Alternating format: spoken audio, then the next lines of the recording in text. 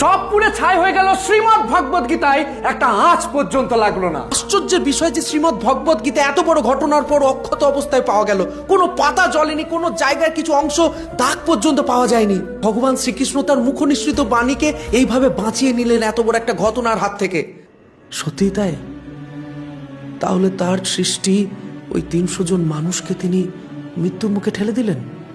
এত এত পরিবার যে আজও কাঁদছে, এত এত বাসিন্দা ওখানে যে জ্বলে পুড়ে ছাই হয়ে গেল, যে স্টুডেন্টগুলো তারা জানতোই না ওখানে কি হচ্ছে না হচ্ছে, কয়েক সেকেন্ডের মধ্যে তারা মারা গেল। ভগবান কি তাদের বাঁচাননি? যারা আজও বলছে না যে ভগবদ গীতাকে বাঁচিয়ে নিয়েছেন ভগবান শ্রীকৃষ্ণ, তারা হয়তো জানেই না যে ভগবদ গীতা কি। তারা জানেই না যে ভগবদ গীতায় কতগুলো শ্লোক আছে, কতগুলো অধ্যায় আছে, এমনকি ভগবান শ্রীকৃষ্ণ ভগবদ গীতায় কি কথা বলতে চেয়েছেন। তিনি কর্মের কথা বলেছেন, তিনি ধর্মের কথা বলেছেন, তিনি ভক্তির কথা বলেছেন, তিনি সব থেকে বড় সহনশীলতার কথা বলেছেন। ভগবান শ্রীকৃষ্ণ জাদু টোনা টুকটাক এই সমস্ত জিনিস থেকে বিরত থেকে কর্ম করে যাওয়ার কথা বলেছেন।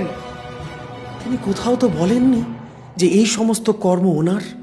ভগবান এসব জিনিসে হস্তক্ষেপ করেন না। যদি হস্তক্ষেপ করতেন তাহলে এত বড় এক যুদ্ধ অর্থাৎ কুরুক্ষেত্র 1 সেকেন্ডে তিনি অফ করে দিতেন। তিনি করেননি। এগুলো ভগবানের হাতে নয়, এটা আমাদের কর্ম। আমি আগের দিনও বুঝিয়েছি।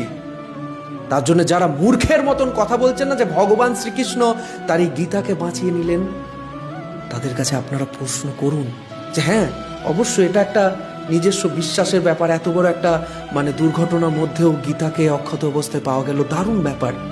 কিন্তু অতগুলো মানুষের ব্যাপারে আপনাদের কোথাও আশ্চর্য মনে হচ্ছে না? যাদের এই কর্মের জন্য আজকে এতগুলো মানুষকে ভুগতে হলো, তারা নিশ্চয়ই তাদের কর্মফল পাবে। আর ভগবান শ্রীকৃষ্ণ এই কর্মফলের কথা বলেছেন। তাই যারা আজকে এরকম করলো, তাদেরকে কর্মফল ভোগ করতেই হবে। বিনাশ হবেই। আর সেই দিন ভগবান শ্রীকৃষ্ণ আসবে এদেরকে বিনাশ করার জন্য। ভগবান বারবার আসেন, তিনি আসবেন। দেখা হবে নতুন কোন এপিসোড, নতুন কোন সফরে।